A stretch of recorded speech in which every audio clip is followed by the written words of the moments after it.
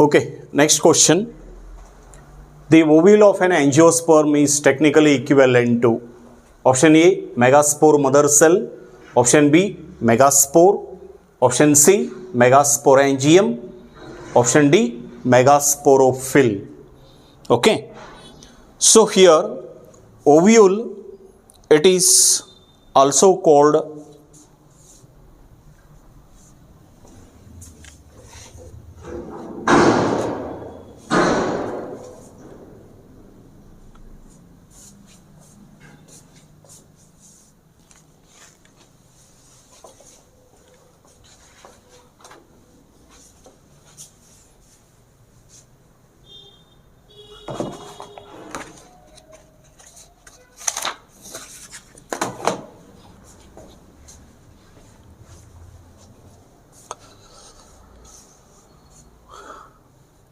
okay, the next question.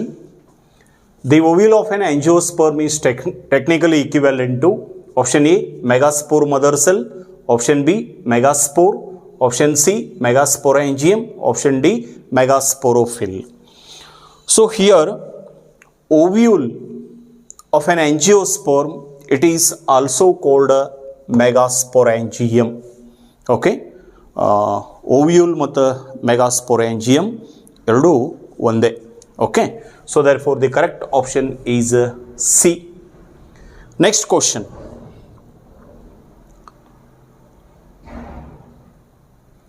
Attractants and rewards are required for. So attractants and rewards are required for option A, entomophily, option B, hydrophily, option C, cleistogamy, option D, anemophily. Attractants and rewards are required to attract the insects or animals for pollination. Okay, so therefore attractants and rewards are required for entomophily. Okay, so pollination by insects. Pollination by insects.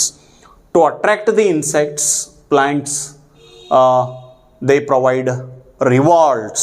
It may be in the form of pollen or nectar. Okay, hydrophily means pollination by water. Cleistogamy means bisexual flowers, they never open, remain closed. Cell pollination is a rule. And anemophily, pollination by wind. Okay, so attractants and rewards are required for entomophily, pollination by insects, to attract the insects. Next question. Flowers which have single ovule in the ovary and are packed into inflorescence are usually pollinated by. In most of the grasses or monocot plants, flowers are packed into inflorescence because flowers are very small. Okay, they are packed into inflorescence and they usually contain only one ovule in the ovary, because here in these pollination takes place by winds. Pollination is a chance factor. It may take place or may not take place. Okay, so that is why ovary usually contain only one ovule. So these two are the adaptations. Okay, so pollination by wind. Option B is correct. Okay, option B. Flowers which have single ovule in the ovary and are packed into inflorescence are usually pollinated by wind. Okay, next question. A dioecious flowering plant prevents both. A dioecious plants means male and female flowers are produced on a different plant. Male and female flowers are produced on different plant. It is called dioecious. Here example is papaya. Example, best example for dioecious is papaya. Okay, in dioecious plants there is no chance for autogamy. Okay, there is no chance for autogamy, because for autogamy flowers must be bisexual. Here flowers are unisexual and there is no chance for autogamy. In a dioecious plants, there is no chance for xenogamy. Okay, xenogamy, because in xenogamy, unisexual flowers or flowers present on the same plant, okay, and pollination takes place from one flower to another flower born on the same plant. It is called xenogamy, but here flowers are present on different plants. Therefore, in a dioecious plants, there is no chance for autogamy and there is no chance for xenogamy. Prevents both autogamy and xenogamy. Okay, xenogamy takes place because xenogamy means male and female flowers are present on different plant and pollen grains are transferred from one plant to another plant. So it is called a xenogamy. It brings genetically different pollen grains onto the stigma. Okay, xenogamy is possible in a dioecious flowering plants. Xenogamy is possible, but there is no chance for autogamy or xenogamy, or even clistogamy is also not possible. Bisexual flowers which never open, they are called clistogamous flowers, and autogamy is also not possible. Therefore, the correct option is autogamy and xenogamy. Next question. Which of the following has proved helpful in preserving pollen as fossils? Option A, pollen kit. Option B, cellulose intine. Option C, oil content. Option D, sporopollenin. Here, pollen grain, the outer wall of the pollen grain, it is called, outer wall of the pollen grain is called exine. Okay, so exine is having various ornamentation, and this exine is made up of sporopollenin. Okay, sporopollenin. It is non-degradable organic compound, resistant to the high temperature, acids, alkali, and even till today there is no enzyme to digest the sporopollenin. So that is why, because of the presence of sporopollenin, okay, pollen grains can be preserved as fossils. Therefore, option D is correct. Option D. Pollen kit means it is a oily coating present over the exine. This one is called the pollen kit, oily substance which is present on the pollen grains. Okay, this pollen kit is produced in the flowers in which pollination takes place by insects. Okay, pollen kit, and it makes the pollen grain sticky. Okay, and even this pollen kit attracts the insects and protects the pollen grain from UV radiations. And intine is made up of cellulose and pectin, and oil content, this one is the oil content. So pollen grains can be preserved as fossils because of the presence of sporopollenin. Option D is correct. Next question. Double fertilization is option A, fusion of two male gametes of pollen tube with two different eggs. Option B, fusion of one male gamete with two polar nuclei. Option C, fusion of two male gametes with one egg. Option D, syngamy and triple fusion. Double fertilization is the characteristic feature of angiosperms. It takes place only in angiosperms. Okay. So in angiosperms, the ovule, embryo sac is present or female gametophyte.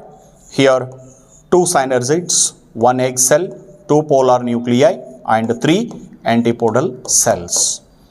So when pollen grains they land on the stigmatic surface, they germinate, they form the pollen tube, and this pollen tube they pass through the style, ovary, and finally enters into the ovule through the micropylar region, and when it enters into the micropyle, here two synergids are present. These synergids are having filiform apparatus, finger-like projections called filiform apparatus. It guides the entry of the pollen tube to enter into the embryo sac. So when pollen tube enters into any one of the synergid, the tip of the pollen tube bursts open and it releases two male gametes into the embryo sac. Among two male gametes, one male gamete fuses with the egg cell and it forms diploid zygote. It is called a syngamy. Okay, it is called syngamy. Here another male gamete fuses with the polar nuclei or secondary nucleus that results in the formation of primary endosperm cell or primary endosperm nucleus, and it is called a triple fusion. Okay, triple fusion. Two male gametes are involved in double fertilization. Okay, so here syngamy and triple fusion together called double fertilization. Therefore, option D is correct. Syngamy and triple fusion. Next question. Pollen grains can be stored for several years in liquid nitrogen having a temperature of option A minus 120 degrees centigrade, option B minus 80 degrees centigrade, option C minus 196 degrees centigrade, option D minus 160 degree centigrade. So pollen grains of different species, they are having a different viability. Okay, viability. In wheat and rice, pollen grains, they remain viable only up to 30 minutes. Okay, within 30 minutes they lose their viability. But in members of the family Rosaceae, Solanaceae and Leguminosae, pollen grains retain or remain viable for few months. But pollen grains can be preserved in liquid nitrogen. Okay, pollen grains can be preserved in liquid nitrogen at minus 196 degrees centigrade for long period of time without losing their viability. Okay, so this technique is called cryopreservation. Okay, cryopreservation, and such preserved pollen grains can be used in plant breeding program. Okay, plant breeding program. Okay, so therefore option C is correct. Okay, minus 196 degree centigrade. Okay, next question. Persistent nucellus in the seed is known as nucellus. It is a nutritive tissue in the ovule that provides food for developing a female gametophyte. Almost all the nucellus is consumed during the development of the female gametophyte. Usually there is no nucellus remain in the seed, but some of the seeds, they contain nucellus. Okay, nucellus. This persistent nucellus in the seed is known as perisperm. Okay, perisperm. It is called perisperm. Here example one is beet and another one is black pepper. Okay, black pepper. So these two are examples for perisperm. Persistent nucellus in the seed is known as perisperm.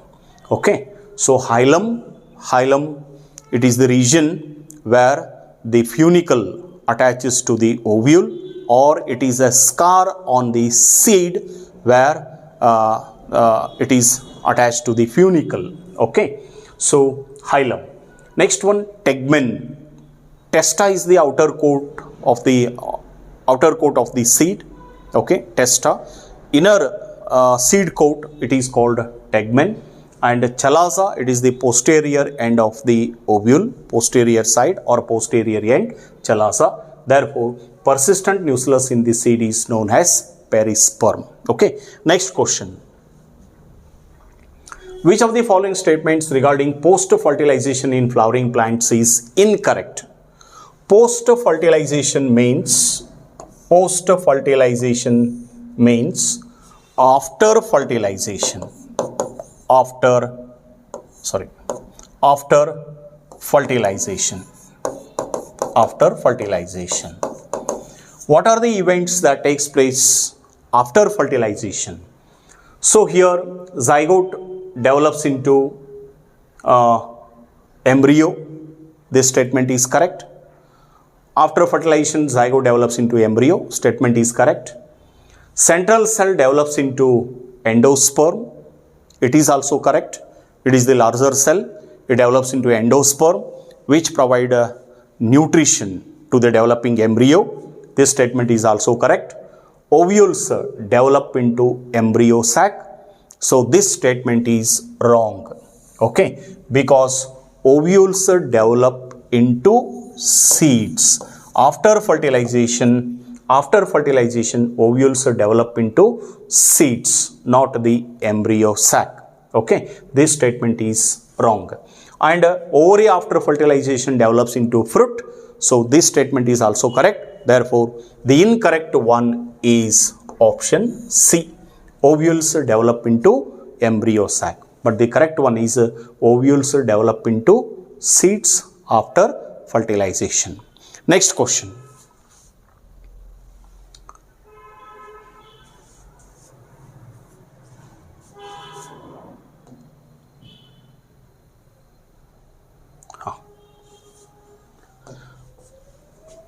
What is the fate of the male gametes discharged in the synercid?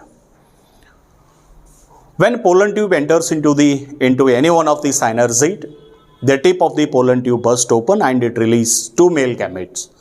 What happens when two male gametes are released? Option A, all fuse with the egg. Option B, one fuse with the egg, other fuse with the synercid nucleus. Option C, one fuses with the egg, fuses with central cell nucleus. Option D, one fuses with the egg, other degenerate in the synercid. Okay. So here, during a double fertilization, two male gametes are involved in double fertilization.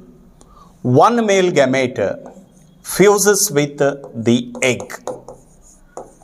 One male gamete fuses with the egg and it forms the zygote. It is called syngamy. Syngamy. Another male gamete fuses with the polar nuclei. Polar nuclei, which are present in central cell. Central cell that results in the formation of primary endosperm cell or primary endosperm nucleus. It is called triple fusion. It is called triple fusion. Therefore, the correct one is option C. Okay, one fuses with the egg and other fuses with the central cell nucleus. Central cell nucleus means it may be secondary nucleus or polar nuclei. Okay. Next question.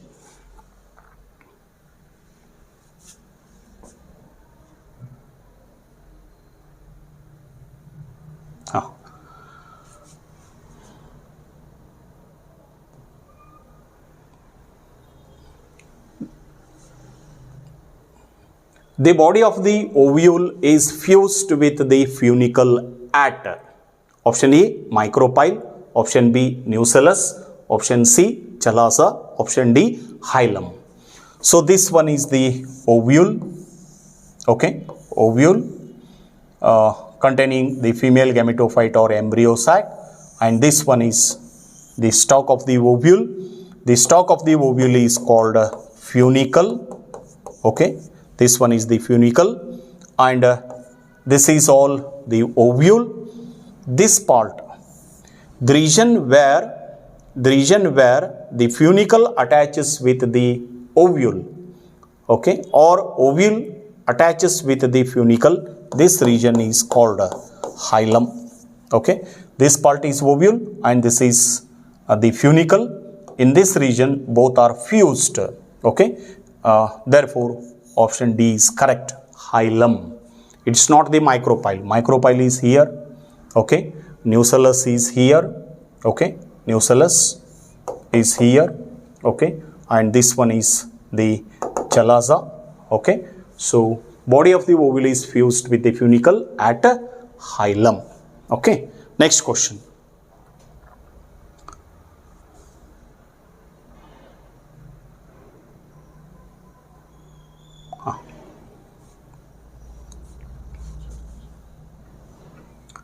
The plant parts which consists of two generations, one within the other. Plants having two generations, one is the sporophytic generation,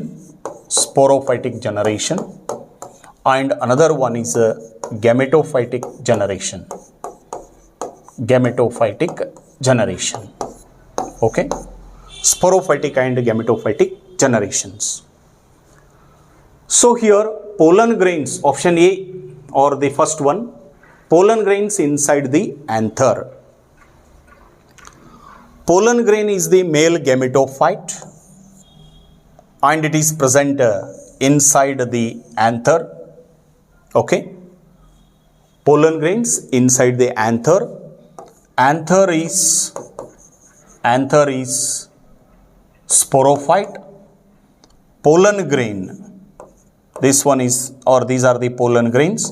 Pollen grains are gametophytes. Okay, pollen grain is gametophyte, anther is sporophyte. It is correct. Inside the sporophyte, gametophyte is present. Germinated pollen grain with two male gametes, it's wrong. Male gametes, and this one is the gametophyte. There is no sporophytic generation in this one. Okay, and a seed inside the fruit.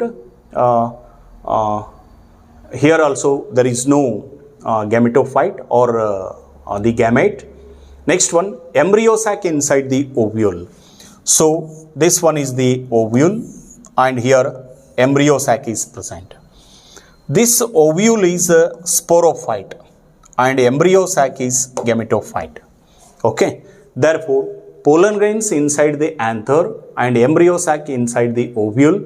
So these two are correct. So option C, 1 and 4. Embryo sac is gametophyte, ovule is sporophyte. Pollen grain is gametophyte, anther is sporophyte. Okay, so option C is correct. Next question.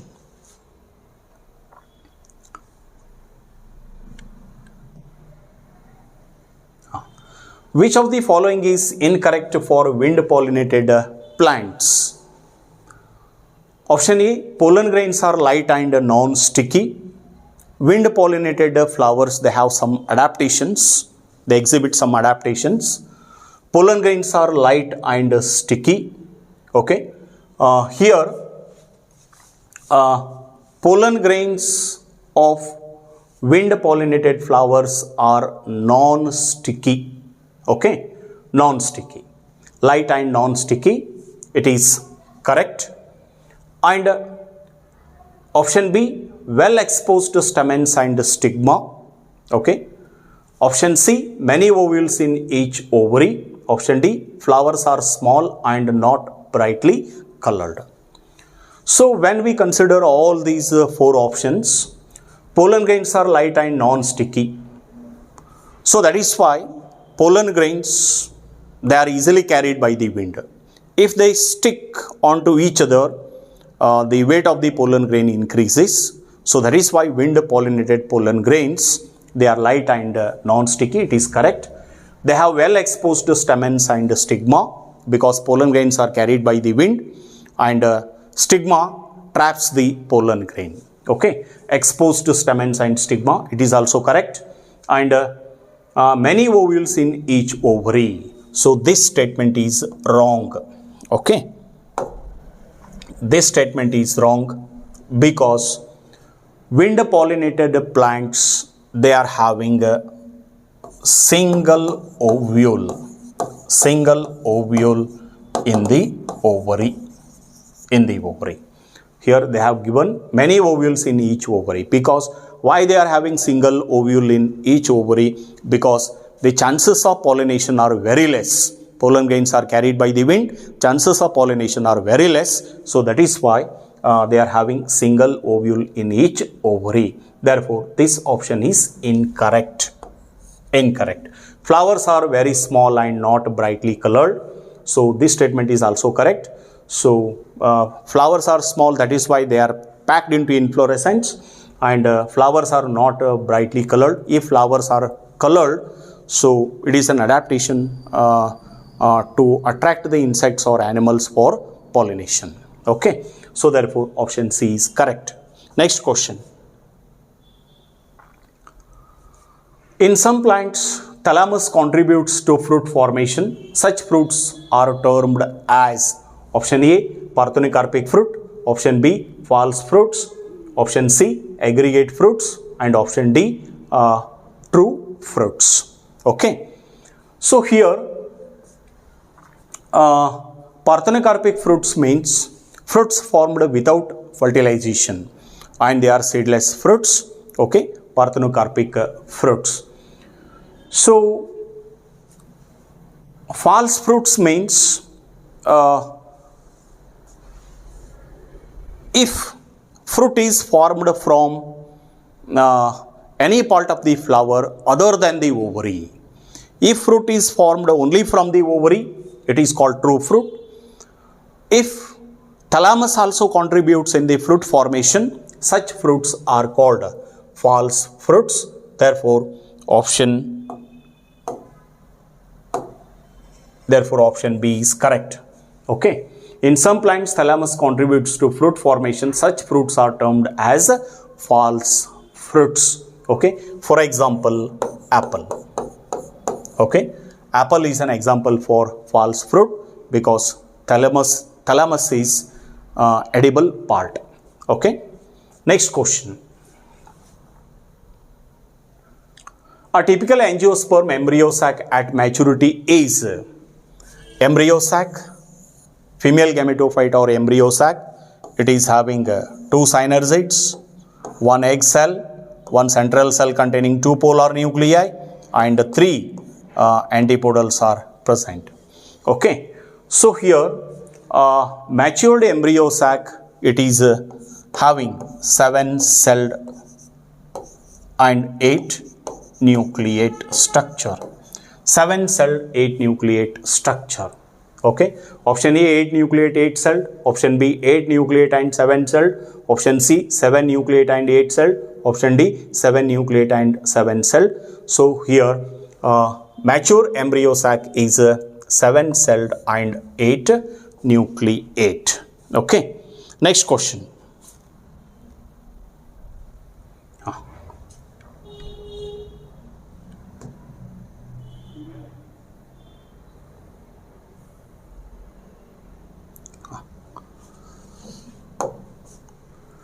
In some members of which of the following pairs of families pollen grains retain their viability for months after their release? Viability means it is the period for which pollen grains remain viable. It is called viability of the pollen grain, and viability of the pollen grain varies from species to species. Okay, and in wheat and rice, pollen grains lose viability within 30 minutes of their release. Okay. And in some of the members of the family, Rosaceae, Solanaceae and Leguminaceae, they retain viability for months. Okay. So, here option A, Rosaceae and Leguminaceae. Option B, Poaceae and Rosaceae. Option C, Poaceae and Leguminaceae. Option D, Poaceae and Solanaceae. Okay. So, here option A is correct. So, in members of the family Rosaceae and Leguminosae, okay, pollen grains retained viable for months. Okay. Next question.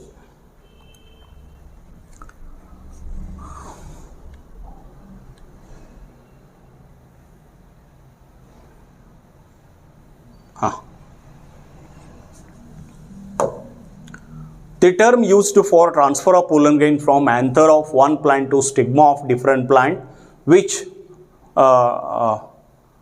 during pollination brings genetically different types of pollen grains onto the stigma. Okay. So, here dioecious plants. In dioecious plants, pollen grains are transferred from one plant to another plant. and they land on the stigma of different flower on different plant, it brings genetically different pollen grains onto the stigma. Okay. So here option A cleistogamy, option B xenogamy, option C zytonogamy, and option D chasmogamy. When pollen grains are transferred from one plant to another plant, okay, so means pollination takes place from one flower to another flower born on different plant. So this condition is called xenogamy. It is called xenogamy. Here the best example is again papaya. Okay, it brings xenogamy. It brings genetically different pollen grains onto the stigma. Okay, it is a true cross pollination. Cleistogamy means flowers are bisexual but they remain closed. Cell pollination is a rule in these flowers. Okay, next one, zytonogamy means here male and female flowers are present on the same plant, pollen grains are transferred. But when pollen grains are transferred from one flower to another flower present on the same plant or born on the same plant, it brings genetically similar pollen grains onto the stigma. It is called zytonogamy. Chasmogamous flowers means chasmogamous flowers, they are bisexual flowers with well exposed stamens and stigma. In chasmogamous flowers, cross pollination may take place and even cell pollination also, because they are bisexual flowers. Both pollination, cell pollination and cross pollinations may take place in chasmogamous flowers. Therefore option B is correct. Next question.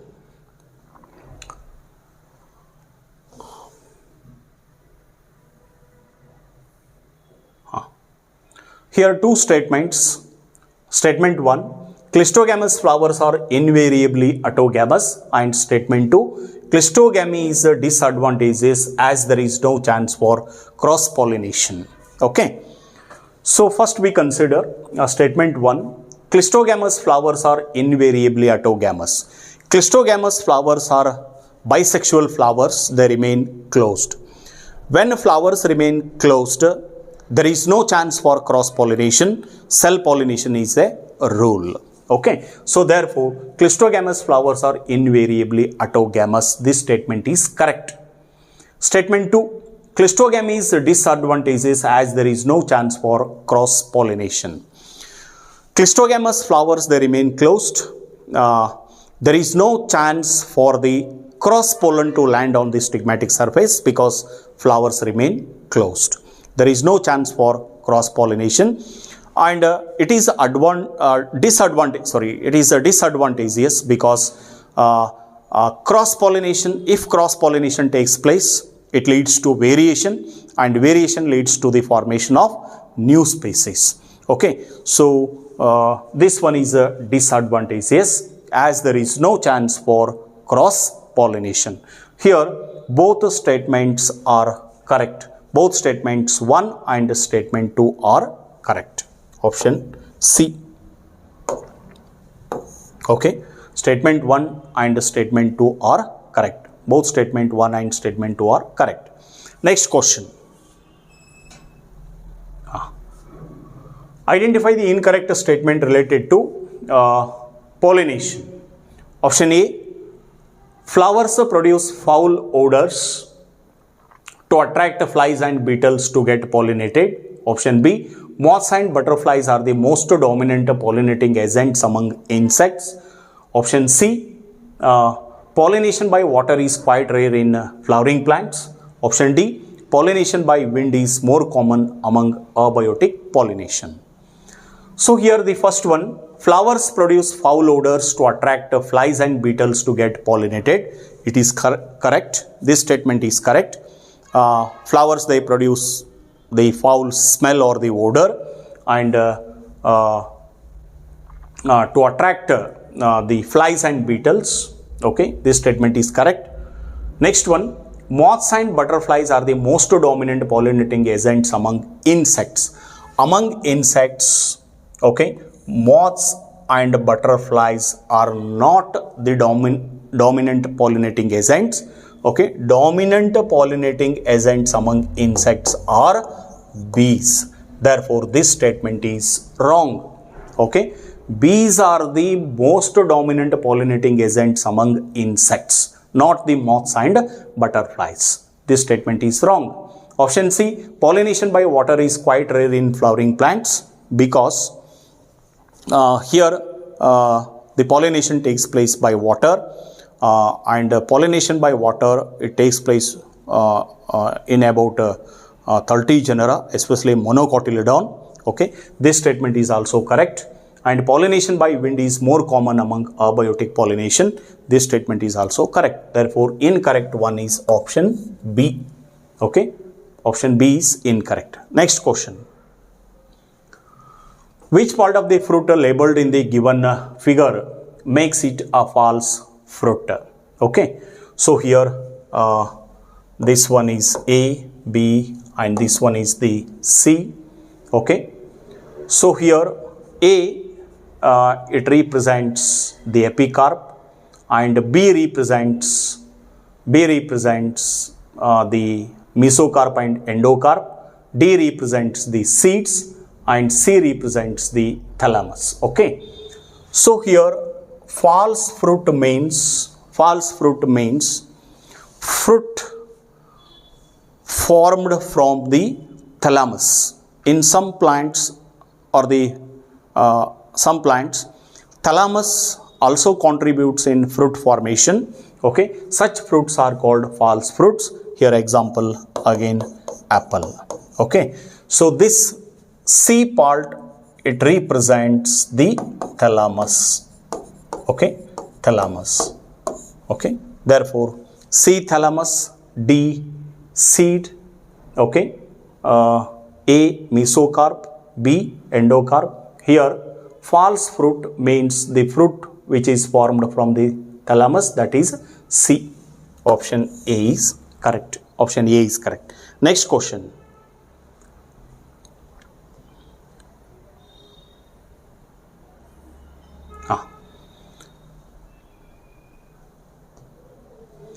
In angiosperms, haploid, diploid and triploid structures of fertilized embryo sac sequentially are.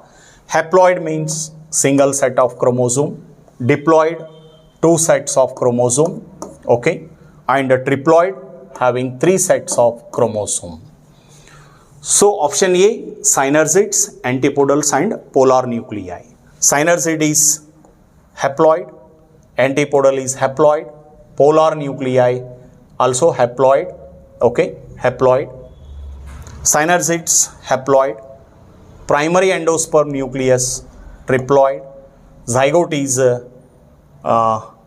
diploid. Okay, antipodals haploid, synergids